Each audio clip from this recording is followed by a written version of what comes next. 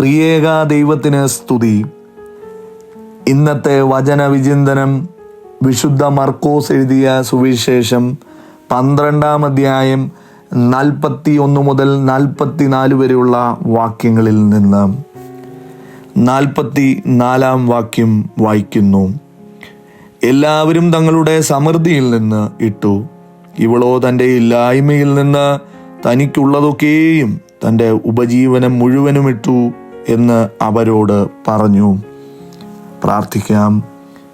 ദൈവമായ കർത്താവേ, പൂർണ്ണ സമർപ്പണത്തോടെ നിന്നെ ആരാധിപ്പാൻ, നിന്നെ സേവിപ്പാൻ, നിന്നെ അനുഗമിക്കുവാൻ ഞങ്ങളെ സഹായിക്കണമേ.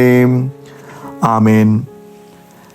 നസ്രായനായ യേശുക്രിസ്തുവിൻ്റെ ജീവിതത്തെക്കുറിച്ചുള്ള ആദ്യകാല വിവരണങ്ങളിൽ ഒന്നാണ് മർക്കോസിൻ്റെ സുവിശേഷം.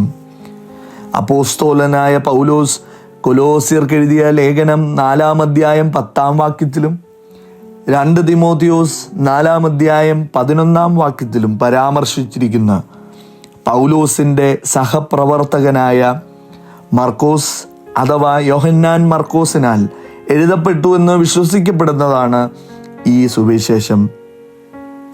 ക്രിസ്തുവിനെ കഷ്ടമനുഭവിക്കുന്ന ദാസനായും മശീഹ രഹസ്യത്തെയും വ്യക്തമാക്കുവാൻ മർക്കോസിൻ്റെ സുവിശേഷത്തിന് സാധ്യമായി തീരുന്നുണ്ട്. ഇന്നത്തെ ധ്യാന ചിന്തയ്ക്കായി നമുക്ക് ഒരുങ്ങാം. വിശുദ്ധ മർക്കോസ് എഴുതിയ സുവിശേഷം 12-ാം അധ്യായം 41 മുതൽ 44 വരെയുള്ള വാക്യങ്ങളിലേക്ക് നമ്മുടെ ശ്രദ്ധയെ തിരിക്കാം. ദൈവാലയത്തിൻ്റെ തിരക്കിൻ്റെ നടുവിൽ നാം യേശുവിനെ കാണുന്നുണ്ട്.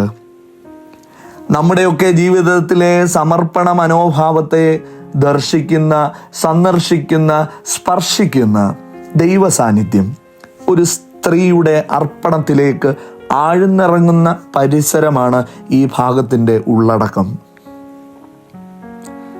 ദൈവത്തിന് ആനന്ദം പകരുന്ന പൂർണ്ണ സമർപ്പണം എന്ന ചിന്ത നമുക്ക് ചേർന്ന് ധ്യാനിക്കാം. ദൈവത്തിന് ആനന്ദം പകരുന്ന പൂർണ്ണ സമർപ്പണം.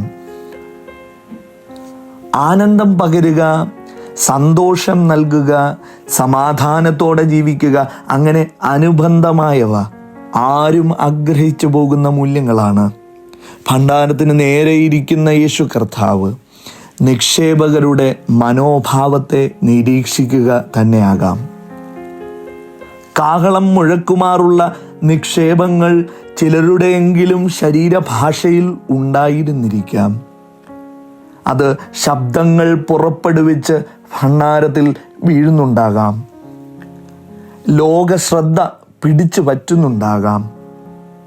എന്നാൽ നിശബ്ദമായി വന്ന ആ വിധവയുടെ പൂർണ്ണതയുള്ള 2 കാശിൻ്റെ അർപ്പണം കർത്താവിൻ്റെ ശ്രദ്ധ പിടിച്ചു പറ്റുകയാണ്. ദൈവ സാന്നിധ്യത്തിന് ആനന്ദം പകരുന്ന ഒരു രംഗമായി മാറുകയാണ്. ഈ അധ്യായത്തിൻ്റെ 40-ാം വാക്യം വിധവമാരുടെ വീടുകളെ വിഴുങ്ങുന്ന ശാസ്ത്രിമാരെ പരാമർശിക്കുന്നുണ്ട്. ഈ വിധവയുടെ സുരക്ഷ ഇനി ഒരു ചോദ്യചിഹ്നമായി മാറുകയാണ്. നമ്മുടെ സുരക്ഷിതത്വത്തിൽ നിന്ന് ദൈവത്തിന് നൽകുക എന്നത് എളുപ്പമായിരിക്കാം. എന്നാൽ ഈ മകളുടെ സമർപ്പണം നമ്മെ പഠിപ്പിക്കുന്നത് നിന്റെ അവസാന തുള്ളിയും ഒഴിച്ചു കൊടുക്കണം, അതാണ് സമർപ്പണം എന്നതാകുന്നു. 1 രാജാക്കന്മാർ 17-ാം അധ്യായത്തിൽ കാണുന്ന സാരെഫാത്തിലെ വിധവയുടെ കലത്തിലെ മാവ് തീരാതിരുന്നത് അവൾ അത് ദൈവത്തിന് നൽകിയത് കൊണ്ടാണ്. നമ്മുടെ സൗകര്യത്തിനനുസരിച്ചുള്ള ആരാധനകൾ നമ്മുടെ ഭാഗമായി തീരാറുണ്ടോ?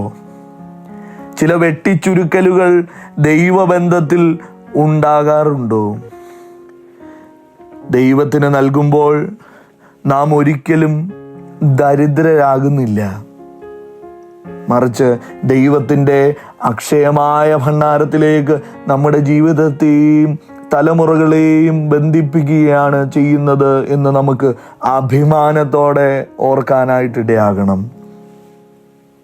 ഈ വിധവ തൻ്റെ ഉപജീവനം മുഴുവനും സമർപ്പിച്ചു എന്ന് പറയുന്നുണ്ട്. Everything to live on, Greek ഭാഷയിൽ ബയോസ് എന്നാണ് പറയുന്നത്. ഇതിനർത്ഥം അവൾ തൻ്റെ ജീവനെ തന്നെ സമർപ്പിച്ചു എന്നാണ്. ക്രൂശിലെ യാഗത്തിൻ്റെ നിഴൽ തന്നെയാണ് നാം ഇവിടെ ദർശിക്കുന്നത്. വിശുദ്ധ യോഹന്നാൻ എഴുതിയ സുവിശേഷം 4-ാം അധ്യായം 34-ാം വാക്യത്തിൽ പിതാവായ ദൈവത്തിൻ്റെ ഹിതം നിവർത്തിക്കുക എന്നതാണ് എൻ്റെ ആഹാരം എന്ന് പറഞ്ഞ പുത്രനായ യേശു ക്രിസ്തുവിനെ ഈ വിധവയുടെ ചിന്തയിലൂടെ മാതൃകയാക്കാം.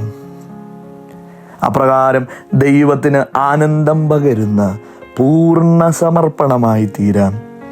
ആയത് പിതാവിൻ്റെയും പുത്രൻ്റെയും പരിശുദ്ധ റൂഹായുടെയും പുകഴ്ചയ്ക്കും മഹത്വത്തിനുമായി തന്നെ. ആമേൻ.